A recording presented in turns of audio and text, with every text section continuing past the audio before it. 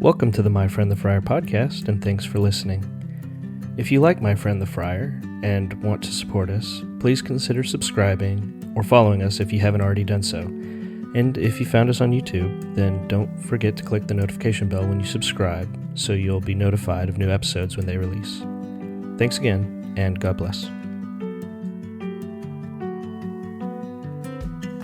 Are you sure? No, but here we go. Welcome to the podcast. Thanks for...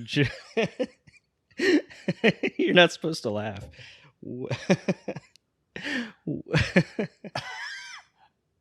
Welcome to the podcast. Oh, I didn't pause.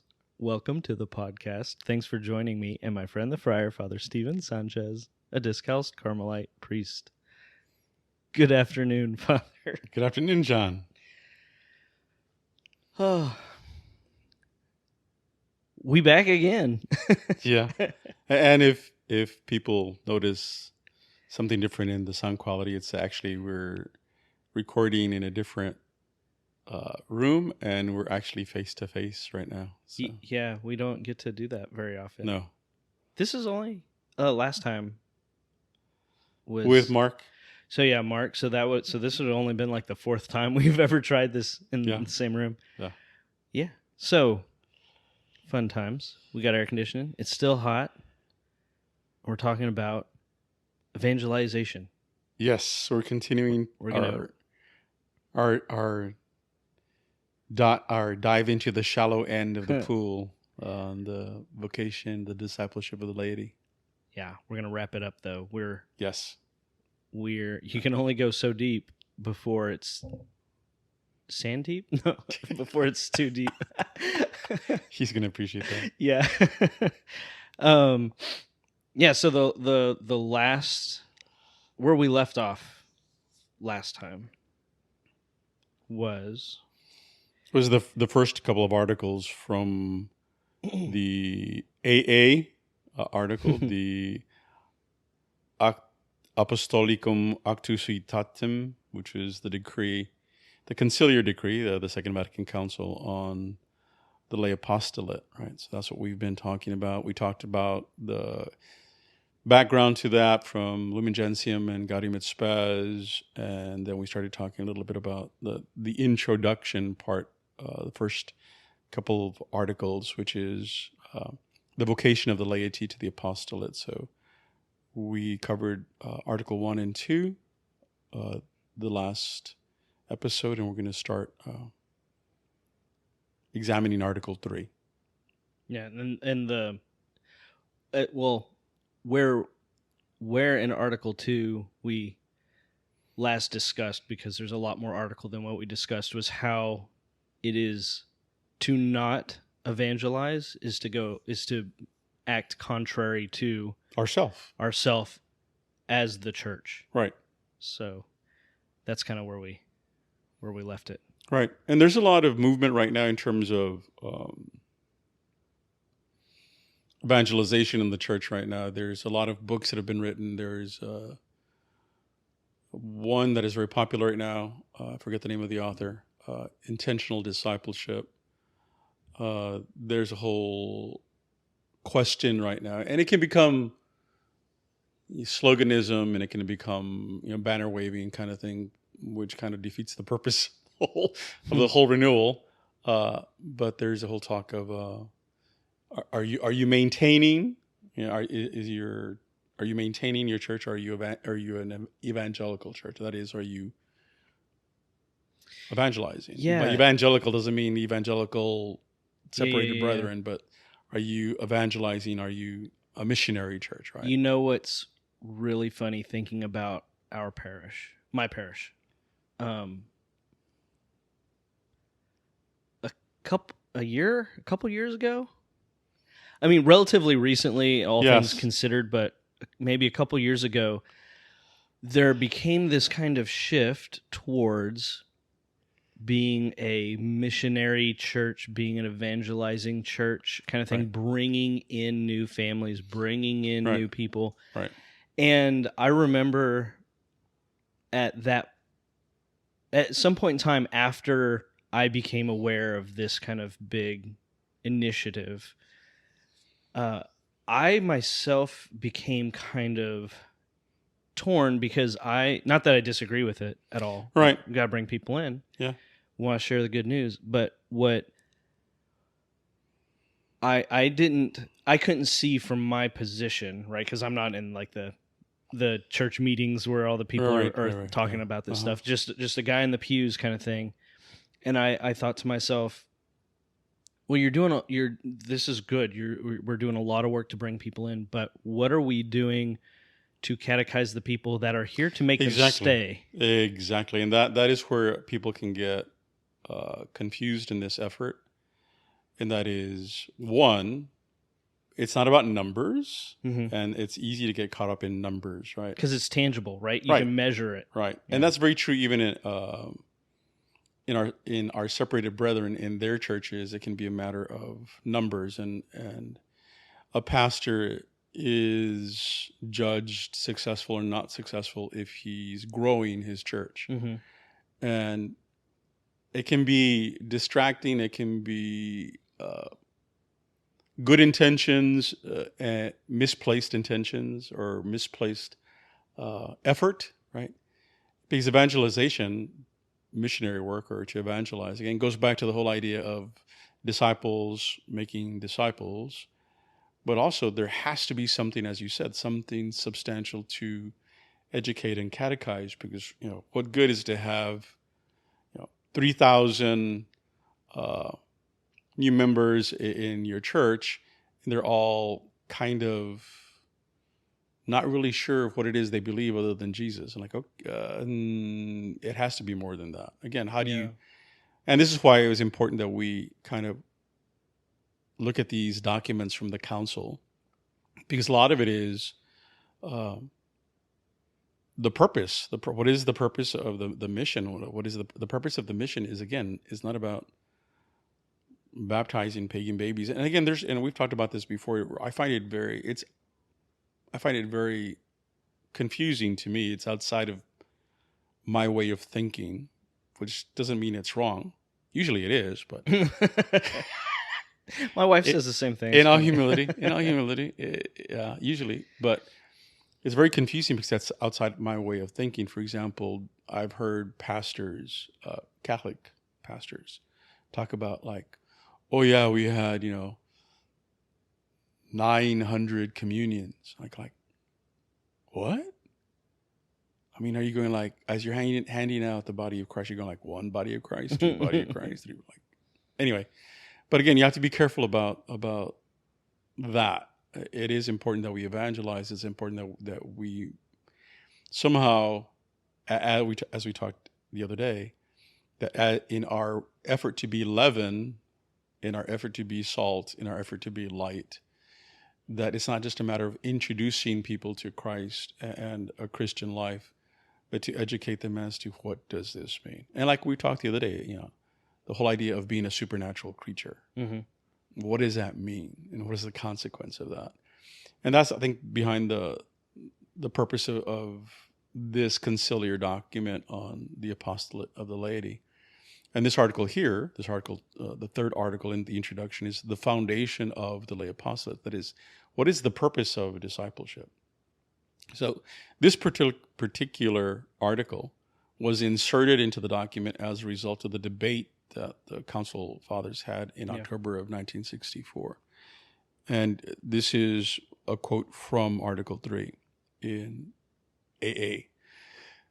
The laity derive the right and duty to the apostolate from their union with Christ the head. They are assigned to the apostolate by the Lord himself. The sacraments are the soul of the entire apostolate. And this goes back to the whole scriptural idea of Jesus is sent into the world. I have been sent into the world. Jesus had a mission. And then Jesus tells the apostles, go out into the world, out into the ends of the world, right? Evangelizing. So the Lord gives the apostles a mission. And then the apostles, as they are baptized in Christ and receive the Holy Spirit in Pentecost, and the church is born on Pentecost, they receive a mission, and that is to evangelize, to share the truth of Christ. So we, in our baptism, we receive that same mission. So we have to be careful about paying attention to that. And how do I do that? And how do I evangelize? And it's a matter of trying to live and imitate the virtues and the values that Jesus Christ has set before us, and as the evangelists recorded and set before us, as well as the other scripture writings from Paul and the others. So one of the things that can happen is, in this article, this quote that I just read, many people will read the beginning of this article and only read the right. I have the right, right? Mm-hmm. Without connecting this right with a condition to this right. And this condition is union with Christ, right? My capacity and my right to discipleship, or to make other disciples, is dependent upon my own discipleship with Christ. So it's not a matter of just grabbing the Bible and going out and beating somebody over the head, or grabbing the catechism, or whatever it might be. It is, and the person may very well feel that they're they're converted. They may feel very correct and right. They feel that they've come to correct all the errors of the church. All zealous. Yeah, the zeal of it, right? And that's great and wonderful, except that zeal has to be tempered. The energy has to be, again, going back to what you brought up earlier, is, so who's forming them? How are they being catechized so that the zeal is used correctly? And that's one of the things, as we talked about in the first episode concerning the apostolate, is the magisterium, the church in the hierarchy, said we need to have this in an organized way. We can't have 500 different congregations and missionary groups out there haphazardly doing something, and we don't know what it is that they're doing. So there has to be a reason behind, a logic behind, a plan behind the apostolate, and it has to be based on my relationship with the Lord. Yeah. So something I'm as the more we dig into these documents, the more we have these conversations, and the more I read other things. Like I'm reading Saint Therese of Lisieux's The Story of a Soul. Right.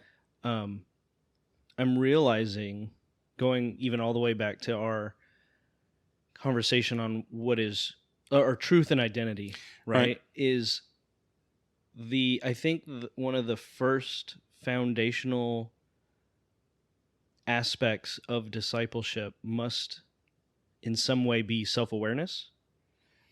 Yes, it's very important. Because like Saint Therese, even when she was a little girl, was very aware of herself in her writings, like in her journals, and she's like, I know my heart. I know I would have liked this thing, so I'm blessed that God saved me from it, right? And so thinking about things like this too, how do I even know what kind of disciple I am? Correct. If I'm not even aware of my own nature, or my own like my personal nature, my human nature, my supernatural nature, my relationship within the church, what my calling is.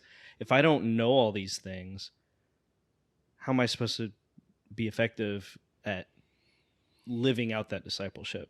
Yeah, and I think something that's always been sort of part of the thinking and reflecting of the church, the community, goes back to the whole Greek philosophers, and we're not going to talk about philosophy today, thank God. The whole idea of to know yourself, right? Knowing yourself. And so part of that is the ability to reflect, the ability to be objective about yourself, and to examine yourself in your relationship with the Lord, right? And I might think that I am in union with Christ, but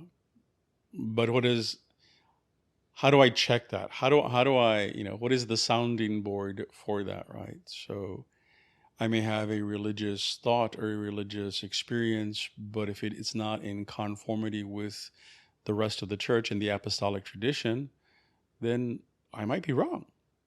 And I may not be in union with Christ. I may not be the disciple that I think I am. Talking about, I think we talked about the Arian heresy in one of the episodes, where you had the majority of the magisterium, the bishops, who were very confused about the Arian heresy, and the majority of the bishops were Arian heretics.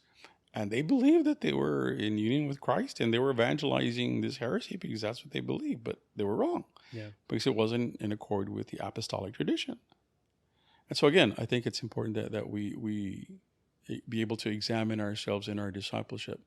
So if this union then, that this article is talking about, that this union is the fountain and source of the right, an apostolate or ministry by someone who is a believer in name only is not really serving Christ or his church.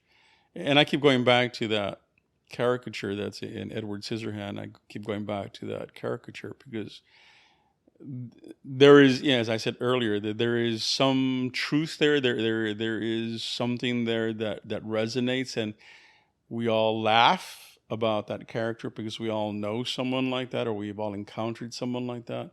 And it is that caricature, because they are in their little bubble, that they actually become an impediment to discipleship. Because, you're like, if that's what it means to be a follower of Jesus, I don't want that later.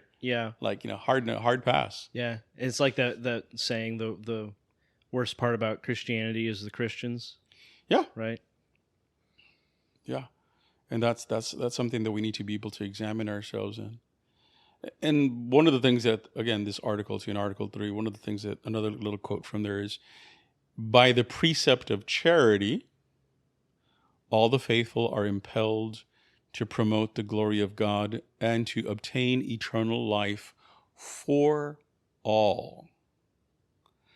So my discipleship needs to be founded not just in my union with Christ. And so therefore, if my union with Christ is genuine, if it is deep, then that union with Christ is going to cause in me an overflowing of charity, the charity of Christ himself.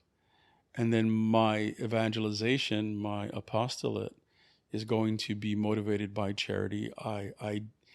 My desire for you is that you know Jesus Christ.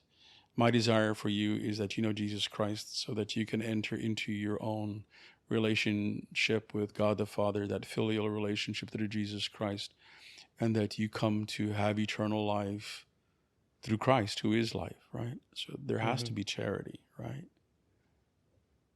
And I think sometimes that can be missing in some missionaries, whether they're within the Catholic Church or outside of the Catholic Church. Sometimes, and this is probably the hardest thing to deal with,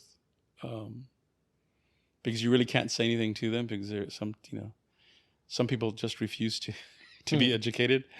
Okay, that's their choice too, and that is that their motivation for evangelization is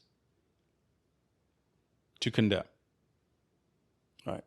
It gives them a right to judge and to condemn, and the whole, hellfire and brimstone. Yeah, and there is a hell. That's a dogmatic truth. Yeah, we believe in hell. And the consequences of our choices, has eternal consequences as well. But if you start with that, if you start with you're going to go to hell if you don't do this, in today's world, that makes no sense. You're going like, okay, so I don't want to believe in your God, right? Yeah. And so, and there are people that rightfully criticize those type of approaches, Yeah, it makes me think a lot of like Mark's discernment too. Like, why do I feel called to the diaconate? Is it because I want everyone to see me up on the altar? Yeah, or at the altar. Hopefully not on the altar. Right, and same thing even with this podcast. Right? Why did I feel called to ask you to do this with me? Do I just want people to listen to me or something? Right. Or is there some other motivation, right? And we always have to be and that goes back to that self-awareness, right? Because if we're not thinking about what we're doing, like, I don't know, that everything falls apart. And that's something that I think, I know I to a degree I struggle with sometimes. It's really easy, I think, in today's day and age to think that nothing really matters. And like, well, who cares if I want a hamburger or a hot dog? Right. But then you can easily go the other way and be like, oh my gosh, it really matters. Do I get a hamburger or do I get a hot dog? An existential crisis? Yeah. And so not everything is an existential crisis. Correct. But everything has consequences, and you have to be aware of it. Yeah, and it goes back to the whole idea that we talked about earlier too, is am I aware of my own profundity? Am I aware of my own supernatural nature? I mean, and the supernatural life and the consequences of that, right? Mm-hmm. And so talking about, interesting that you bring up the podcast, because you were discerning that for a while. Mm-hmm. It wasn't just like, oh yeah, we're going to do a podcast starting next week. And yeah. Like, no, it took a while. You were trying to figure out what it was that God was calling you to. And then the whole idea of what am I going to do? And then the whole idea, okay, so then you convinced me to enter into this with you. And then the whole idea about the podcast itself, like, well, why worry about it? Let's just let God do whatever he wants with it. Yeah. And if this is about us, again, talking about Catholic value, Catholic culture, or the Catholic Church, and our self-understanding is that, I think it's helpful. I think it's good, and it'll come to the people that need it, and that's fine, right? Yeah. And so that's something that God will do. Yeah. Getting back to this article, then. It says that the soul of the apostolate is found in the sacramental life of the believer. And so it talks about the precept of charity. So one of the primary sources of charity, or the primary sacrament of charity, is found in the Eucharist. Again, as we celebrate that unconditional love of God the Father for us, and giving us his Son, and offering up his Son for us. The conciliar fathers, the Second Vatican Council fathers, challenged the faithful to make this charity fruitful in the world through their ministry to those outside of the religious sacral sphere. The old Latin dismissal of the Eucharist was missa est, and it's not the Mass is done. It's missa est is now we have celebrated this. Now the missa is being sent forth. Mm-hmm. You are sent forth. Now go do your mission. Now you go and make this sacrament of charity bear fruit in your life, in the world. Yeah, it's I'm giggling because. The blessing at the end where the deacon will say the Mass is ended, go in peace, and everyone goes, thanks be to God. Right. When I was little, when I say little, maybe I was even in high school still. When I was younger, when I was a child, you spat as a child. Yeah, as a child. I thought as a child, because it just made me laugh. Where it's like, oh, thank God, like. Church is over. I can go home now. Thanks be to God. Yeah. It's over. Yeah. But now understanding it's like now you're being sent out on mission and you're joyful. Like it's go time. Yes. Right. Anyway, just funny little side note. So, as I quoted Klosterman the other day, and so I have another quote by him here on the Eucharist, the commentary that he's making on this conciliar decree. A Eucharistic celebration which does not have consequences for the concrete life of the fraternal community about Jesus fails in its proper task. In such a case, the whole Eucharistic convocation would result not in mutual uplift, but in injury. Mm-hmm. I was like, wow, that's a hard saying. That's hard for him to say that. Okay, if you're just going to go to mass because I have to, because mom takes me, or because my wife or my husband is making me go, or whatever, right? And so if there is no fruit in your concrete life, in your daily life, then this whole coming together to celebrate this mystery of salvation, this mystery of redemption, then what he's saying is you are doing injury not just to yourself, you're doing injury to the community, you're doing injury to the church, you're doing injury to humanity that you're called to have a ministry to. Yeah, this is on par with if you aren't witnessing, if you're not evangelizing, then you're doing harm to the body of Christ, the church. Right. So this is Article 3, right? So this premise, once stated, the rest of this article deals with the individual's acceptance and acknowledgement of their gifts. This then is followed by the understanding that the purpose of a gift is that it be used for the service of the community. And so before I go on into Article 4, I want to say a little bit about that too. And that is, we just did the friars. We just did the Strengths Finder, the Catholic version of the Strengths Finder, right? And so basically, what are your gifts, right? What are your strengths? And so, and the Catholic understanding of that is that a gift is given to the community through an individual. And I think for us in the Western culture, many times we are possessive of our gifts, right? Mm-hmm. And we want to be in charge of or in control of how my gift is used or dispensed, right? And also, that's not true of all the community. There is a subculture in the community that wants to share their gifts openly and freely. For example, there's a lot of applications that you don't have to pay for because people they want to contribute their intellectual property for the good of others, and so you have some of these free apps that you don't have to pay for, and they do, and so that's kind of sort of that idea of like, oh, this is my gift. Yeah, I'm just putting it out there. I just want to put it out there for everybody to use, and so this idea of ministry and apostolate is what is the gift that you have been given that is meant for the service of the church, and how do you put it to the service of the community, right?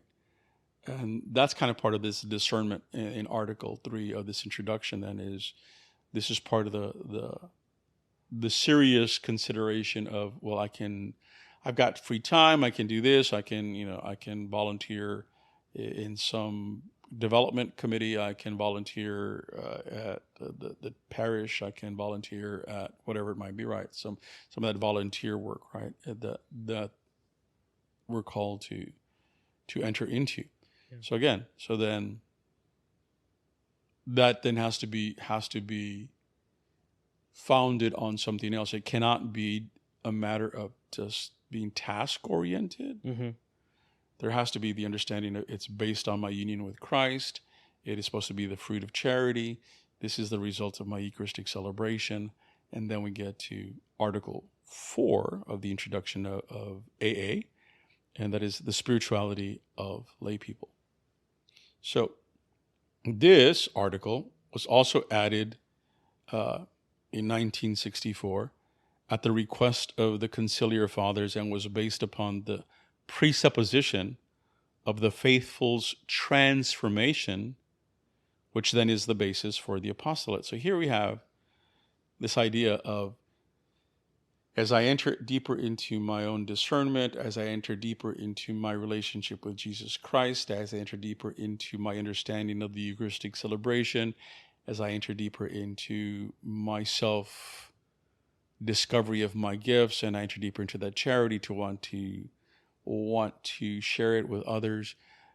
The supposition or the presupposition is in the person is being transformed, the person is growing in their conversion. So there is a spirituality then that is being developed in the person. So this also has to be formed. This also has to be educated, right? And this is a quote from article number 4 in the document. Since Christ, sent by the Father, is the source and origin of the whole apostolate of the church, the success of the lay apostolate depends upon the laity's living in union with Christ. So the conciliar fathers once again emphasize that the apostolate, the mission, the volunteerism, or whatever it might be. I shouldn't say volunteerism, because ism is not good. But my activity has a divine origin, and that the apostolate is purely a divine initiative. That is, my desire, for example, discerning the podcast that you were discerning, what is God is asking of you, right?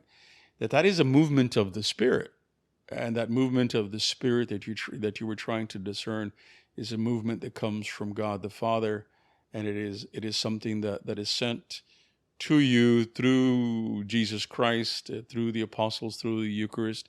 And this is something that you were discerning, and that there is a spirituality involved in that, right? We may not be openly talking about spirituality in the podcast, but there is a Catholic spirituality that this podcast is founded upon, and an environment and ambiance of Catholic spirituality that is just presumed. This is part of the air that we breathe, and this is why we are talking about or chatting about the Catholic faith and the Catholic culture.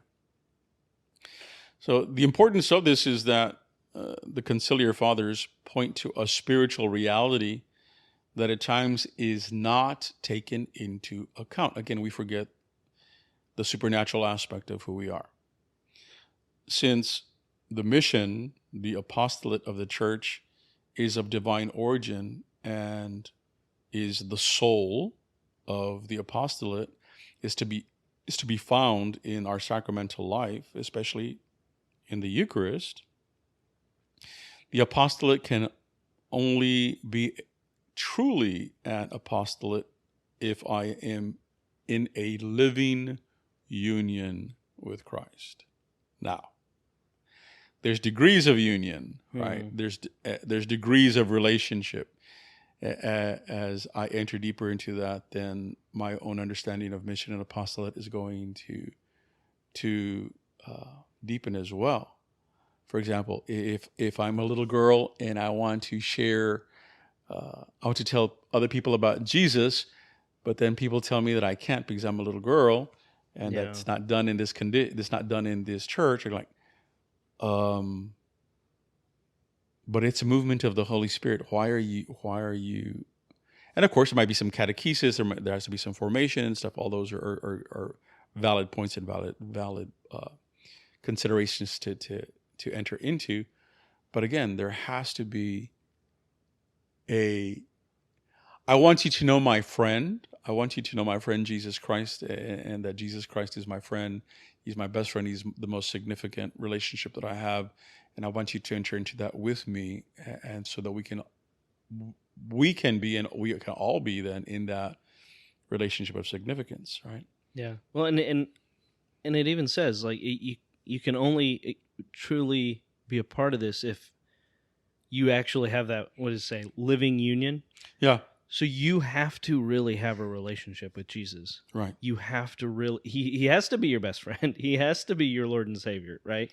Right. And if you don't get there, how are you supposed to take others? Yeah. Lead others. Yeah. Right. I think that's the probably one of the most insightful statements of the Catechism was that Christ is the catechist, and only disciples make disciples, right? So this article, this number 4 of the introduction here, another quote. I have another line that I quote from there. Neither family concerns nor other secular affairs should be irrelevant to their spiritual life. In other words, am I bringing that relationship that I have with Jesus Christ through the sacraments, through the Eucharist, through self-knowledge, through discernment, through prayer? Am I bringing that into my family reality, into my work reality, into my leisure reality? Am I making that part of that, right? And it doesn't necessarily mean like, okay, before we go have cocktails this evening, we're going to pray the rosary. It doesn't have to be that. It's is it table fellowship? Am I seeing this as breaking bread? Am I seeing this as communion? Am I seeing this as a real being present to others, as Jesus Christ is present to others? Yeah, right? And it's that integration that we've talked about. You're not just Christian for an hour a week at Mass. Correct. You're Christian everywhere. Right. And so what the fathers are getting at is that our spirituality needs to be integrated in our life. Our spirituality is what holds our life together. And that's what they're trying to get. That's what they're trying to communicate, right? So it is my union with Christ, my relationship with Christ, that informs all other relationships in which I am involved. So like the other day when we were talking, the other episode, when I said when I was at the grocery store and that lady and her teenage boy didn't have enough money, you're like, okay, I didn't say like, in the name of Jesus Christ, I give you. No, I didn't have to do that. Your accents. Yeah, right. You don't have to be obnoxious about it. Right. I'm going to give you this money, but only if you pray the rosary and you give like. And then throw a big sign of the cross at him or something. Right. No, here, this is praise God. So, right. So again, that integration that is necessary. There's another quote there from Article 4 of the introduction. Only by the light of faith and by meditation on the Word of God can one always and everywhere recognize God. And I quoted that because this is very insightful of the Council Fathers. Of course, they're bishops and all this. Yeah, they have a lot of knowledge, but the meditation on the Word of God, by being familiar with my biblical stories, by being familiar with the Bible, by being familiar with the Spirit, and having that Eucharistic celebration and all that I can recognize moments of inspiration or moments of what we'd call a God moment, right? And that is necessary. I have to be aware of that environment, that air that I breathe of the Spirit of the Catholic culture, and that I can recognize God, whether it's the homeless person that is begging for money or comes up and makes my car windshield greasier than it was before. I mean, that's to be able to recognize this is God's child, regardless of the cross that they're carrying or the difficulty that they're in or the capacity or incapacity, that there is that recognition, right? So a little bit about this living union that the Council Fathers are talking about is again, they're trying to get across that it's more than just doing. It's more than just executing a task list of spiritual things to be accomplished. Like I'm going to go and I'm going to go take food to the homeless or those living in a bridge. That's great and that's wonderful, but is it being done with charity? Is it being done with love? Is it being done with concern, right? It requires, on our part, time for reflection and prayer, to pray before I undertake those tasks. So this primary relationship with Jesus Christ contextualizes and informs all others. And by that means that this temporal reality, my secular life, our secular living outside of the church, outside of the chapel, it keeps it connected and it keeps in mind the eternal reality, the supernatural aspect of our life, right? And again, I have no quote there from Klosterman there. What is peculiar to the laity is the relation of their union with Christ to their concrete life in the world and their growth in this union and holiness, which is achieved by means of their activity in the world. Thus, the laity sanctify themselves in the very course of their life in the world. So, okay, here we could do a whole podcast on, the corporal acts of mercy, right? And spiritual acts of mercy. Yes, but that's part of my own sanctification, is by being considerate of others, by being merciful, by being compassionate, by being charitable, by caring for the poor, by caring for the homeless, right? Praying for people that find themselves in difficult situations. Like this past week, I've been praying for all those people that suffered that disaster in Maui, the wildfires. And it was just the utter destruction of that community, all the people that were unprepared, and people that in panic and fear died maybe unprepared to meet their maker, to meet their creator, and for us to pray not just for that community and pray for the family, but to pray for the souls of all those who have gone to meet their creator, right? And that is something then to be considerate of those things, right? Yeah. And I think it also illustrates the other day whenever we were talking about, and maybe it was our first conversation on the laity, how their unique position is that they can go out into the world. They're not tied up doing priestly things at the church, right? So they have that ability through their marriages, through their being parents, through their being, bankers or whatever it is, to sanctify themselves, but to be that leaven in the world too. And correct. Yeah.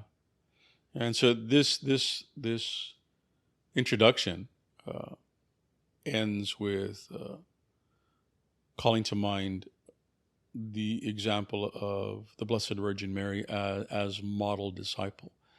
And that made me, pause and think too, like, okay, well, being whatever community she was in at the time when Jesus was born, whether it was in Nazareth or Bethlehem, or whether she was in Ephesus with John, the apostle afterwards, that model of discipleship, that model of faith, and being with the apostles and in the cenacle, waiting the coming of the Holy Spirit. And again, there is a generosity, there is a kindness, there is a maternal disposition and concern for us that also is something then that we should ask ourselves about. And that's one of the things I always tell people, that whatever our devotion is to whatever saint it is, the Council Fathers, and by the Council Fathers I mean the Second Vatican Council, the Council Fathers reminded us that true devotion to the saints is the imitation of their virtue. What virtue is it that you want to imitate? And so as we look at Our Lady, then that discipleship, right? How do I see or understand her discipleship, and how do I imitate that and try to follow that goodness, right? That model that has been given to us. So then we get to chapter 1. I'm not going to read all of chapter 1. I'm just going to give you a quick summary of chapter 1. So the apostolate is defined as all activity of the mystical body, which is directed towards the goal for which the church was founded, that is, the spreading of the kingdom of Christ, so that all may share in the saving redemption of Christ. All the faithful are obligated to contribute in some way to this end. This mission springs from their share in the priestly, prophetic, and kingly role of Christ, and of which they share through the grace of baptism. The mission is to be directed to the evangelization, sanctification of all, so as to breathe into the temporal order, into the world, into the secular order, the spirit of the gospel. Each member engages in the apostolate through the work of the Holy Spirit, and in whatever particular gift the Spirit bestows on the individual layperson towards this end of mission. The success is dependent upon their relationship with Christ. And then chapter 2 speaks of the objectives of the apostolate. And so I have a quote here from Article 5 of chapter 2, the objectives. And so here, the objectives are the goals to be achieved, and the goal is to orient all things to Christ. Christ's mission to the world is not limited to the salvation of humanity, but the renewal and Christification of the entire created order, which suffers the consequence of the fall. So again, it's important. It's not just other people. It's the stewardship of creation. And so that's the objective of the apostolate, right? So this is a quote from Article 5. Christ's redemptive work, while essentially concerned with the salvation of the human person, includes also the renewal of the whole temporal order. Also, to penetrate and perfect the temporal order with the spirit of the gospel. These orders, although distinct, are so connected in the singular plan of God that he himself intends to raise up the whole world again in Christ and to make it a new creation, initially on earth and completely on the last day. In both orders, the layman, being simultaneously a believer and a citizen, should be continuously led by the same Christian conscience. The laity have, in a certain sense, a more universal role in the apostolate than the hierarchy itself, which as such only has very limited possibilities and powers in the worldly order. Then Article 6 of that chapter points out the complementarity of the ministerial and baptismal priesthood that supports and vivifies the apostolate. So the Council Fathers once again emphasize the necessity of faith to be incarnated in works, especially in areas that educate, catechize people and situations. So in Article 6, I have a quote there that cites, a true apostle looks for opportunities to announce Christ by words addressed either to non-believers with a view to leading them to faith, or to the faithful with a view to instructing, strengthening, and encouraging them to a more fervent life. Yeah, and that's something that we've been touching on throughout these conversations too, is that you have to witness to the church as well, not just to pagan babies or right. whatever it was that you were saying. Yeah. And there is a responsibility there, right? Because part of it is the upbuilding of the church, the upbuilding of the community. How am I helping the community to grow in maturity, to grow in its self-understanding and its self-awareness? As you said earlier, how are we catechizing? How are we forming? So great, we bring in all these people who want to know Jesus Christ and say, okay, later. Like, no, they need catechesis. They need formation. Yeah. And that, again, too, is a way in which I am ministering to those within the believing body, and then my ministry to those outside the believing body, it has to be of a different ilk. It has to be of a different manner, a different context, right? A different purpose, right? And so then part of this chapter, there's the Council Fathers talk about the renewal of the temporal order. So Article 7, this is a quote from Article 7. all those things which make up the temporal order, namely the good things of life and the prosperity of the family, culture, economic matters, the arts and professions, the laws of the political community, international relations, and other matters of this kind, as well as their development and progress, not only aid in the attainment of man's ultimate goal, but also possess their own intrinsic value. This value has been established in them by God, whether they are considered in themselves or as parts of the whole temporal order.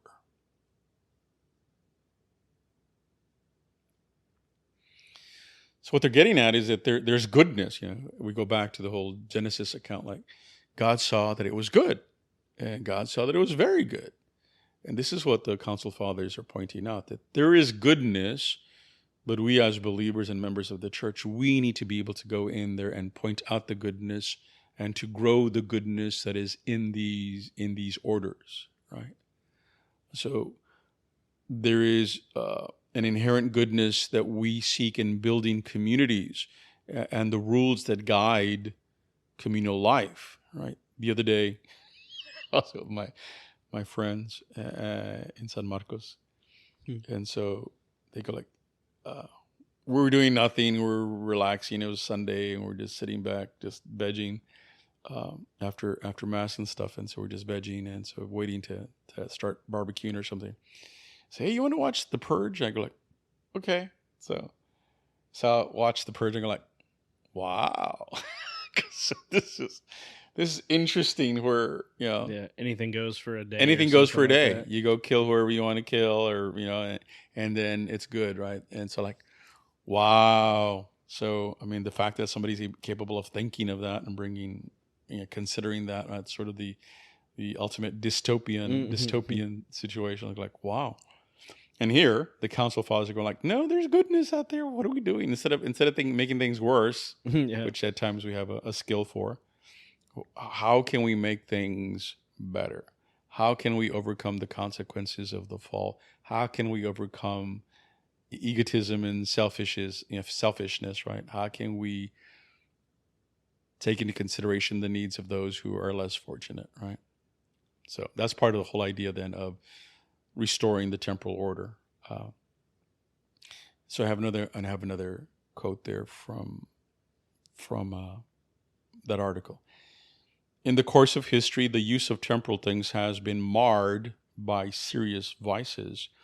Affected by original sin, men have frequently fallen into many errors concerning the true God, the nature of man, and the principles of the moral life. This has led to the corruption of morals and human institutions, and not rarely to contempt for the human person himself. In our own time, moreover, those who have trusted excessively in the progress of the natural sciences and the technical arts have fallen into an idolatry of temporal things and have become their slaves rather than their masters. When was this written? In the 60s. Yikes. Like, because this is just telling everyone, put down your iPhone and what's the saying? Go touch grass? Go outside and go talk to somebody to stop, being a slave to... Yeah. Oh my gosh. That is so interesting that it was written before all this. Yeah. Right. Yeah. A visionary statement. So he goes on to say, the laity must take up the renewal of the temporal order as their own special obligation. Led by the light of the gospel and the mind of the church and motivated by Christian charity, they must act directly in a definite way in the temporal sphere. So instead of getting people hooked on computers and games and apps, how do I help them connect? And that's one of the things that most people today, in today's generation, postmodern world, most people feel most isolated because they isolate themselves and they don't know that they're isolating themselves. Right? And the other day I was sitting in the airport and I was just laughing to myself because everybody has their nose in their phone as they're walking around. Nobody's looking around at other people. Nobody's people watching anymore, right? and everybody's just has their face in their phone, like, wow, that is such a different world.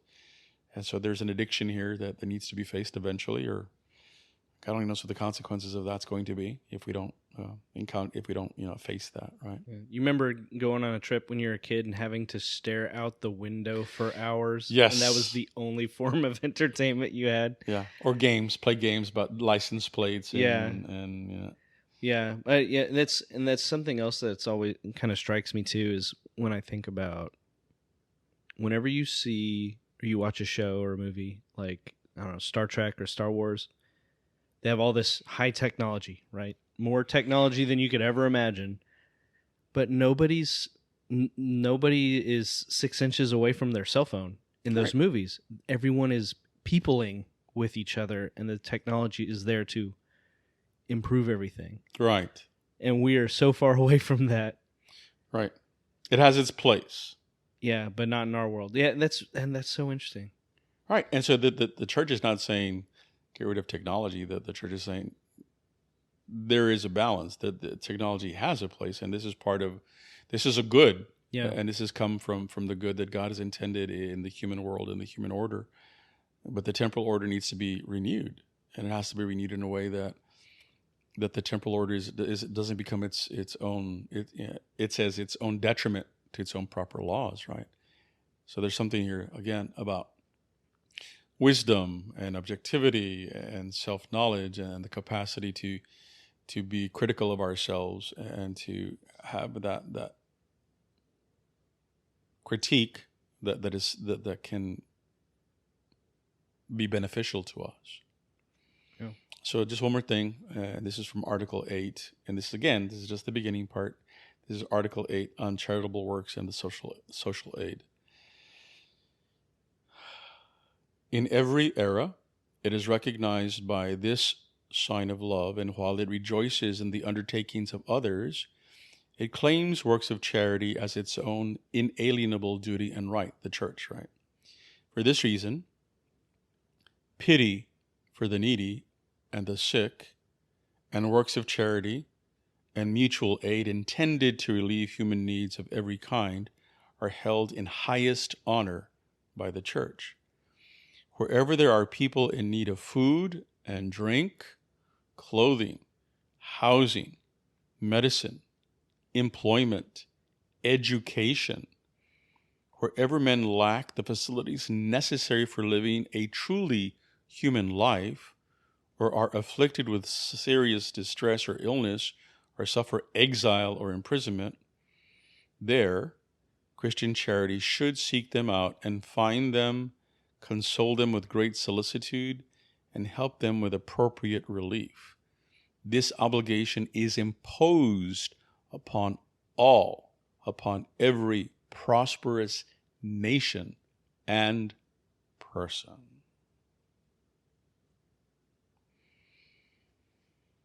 I think we spoke once about how charity used to be an act of the people and the church through generosity. And then with the separation of church and state and the kind of anti-religious movements throughout the world, it was taken over by the states because people were like, well, where am I going to get my food? Or where am I going to be educated or whatever? And now everyone just complains that their taxes are too high. Right. But before it was the work of the church. It was the church had hospitals, clinics, schools, the social works, all these things that the church did. And now you have even prisons, that are for-profit organizations, like for-profit companies.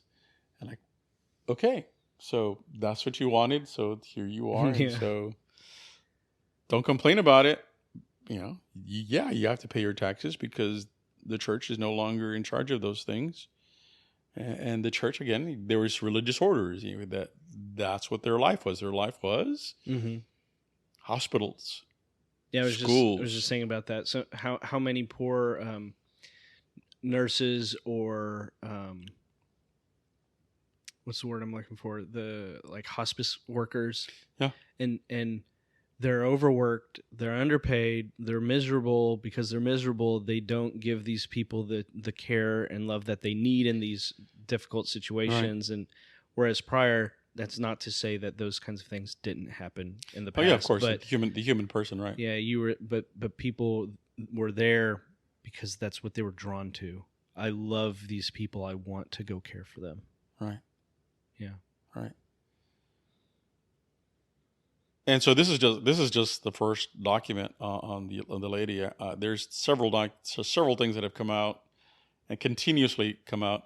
If you're interested, go to the Vatican website and just type in modern evangelization or the mission or apostolate of the lady, and you'll get all these documents. Let me just list a few here.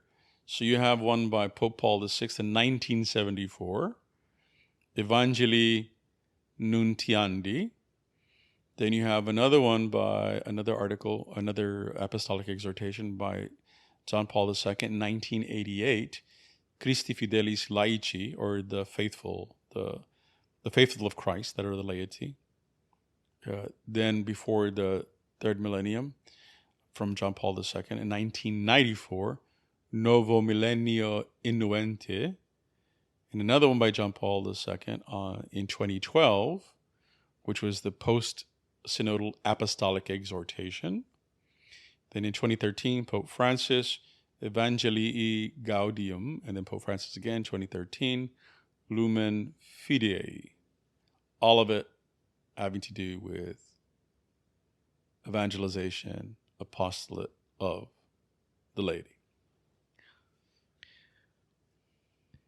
It's so funny to me. This is tippy-toeing into the shallow end. This is just an intro. And this is long, right? This is 3 long episodes, and this is nothing. It's nothing. No. There's so much. There's a lot. Yeah. A lot. Yeah. But I think it's good. I appreciate the exposure to these types of documents, because I don't think I would have ever been exposed to them if it wasn't for us talking about them. Right. So super grateful, man. It's so much to think about. And as always, I'm so thankful for just your knowledge and your willingness to do this with me. So I appreciate it. You're very welcome. All right. Well, we're going to wrap it up. Yes. Yeah. Everyone who joined us, thanks for listening. Thank you for listening. God bless. We'll see you next time.